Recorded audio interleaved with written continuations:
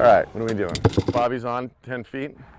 Nice. Golf is known to be an individual sport, but on this rainy day at Overlake Country Club in Medina, Oh, I like it. you will not find a closer team. This is about supporting a friend, one of my best friends from college. I'd really do anything for Scott. He's just an amazing guy. Scott Go. is Scott Morrison, who played on the UW golf team more than 20 years ago. He went on to a successful career in fashion. Can you give Max a hug? Married a model and had 2 beautiful boys. But life, like golf, Go left. can be so humbling. You want the whole thing? At 9 months, when his son Leo wasn't reaching the typical milestones, the Morrisons had doctors run some tests. I remember Grasslea obviously crying and telling me the news. That news? Leo had something called Bainbridge-Ropers Syndrome, Open and close. a genetic disorder so rare Opa. it was only identified in 2012. And to date, there are fewer than 200 children diagnosed worldwide. You start saying all the effects, you know, he may never walk, he may never talk. You think life is over because your life is forever changed. And you have no understanding of what's coming next. Are there going to be seizures? Or is there, do these kids live? Questions that, because this syndrome is so rare, could not be answered by doctors.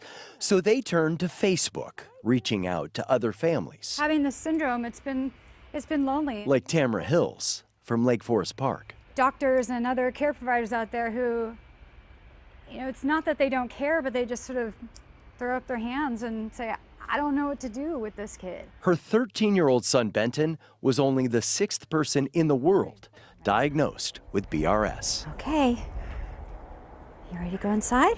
His impacts more severe, leaving Benton with intellectual and physical disabilities. We've never met another child with Bainbridge-Ropers. Families who felt so isolated. Sorry, this is gonna be tough for you guys. Connecting.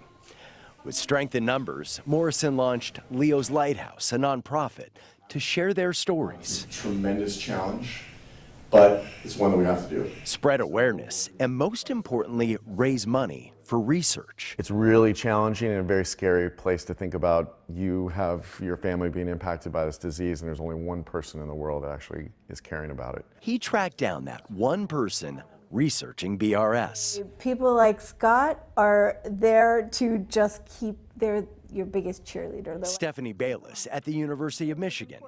Then Morrison and Leo's Lighthouse raised $100,000, helping to expand to a second research team here at the University of Washington. And by filling in different pieces of the puzzle, we get a bigger picture of what the disorder is. We're gonna make this, guys. So on this day, instead of draining long putts for pride, Right, boys.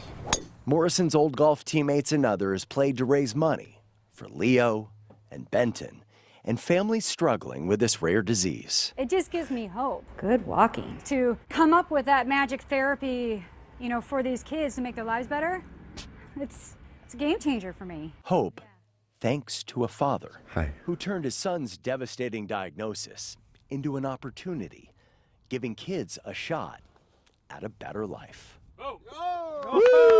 Putting with a purpose. And so we honor Scott Morrison, his wife Grasslea, and all the people at Leo's Lighthouse as true changemakers.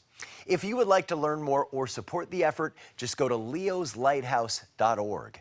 By the way, we know there are changemakers in your city and town, and we want to highlight them as well. To nominate someone, just go to q13fox.com/changemakers.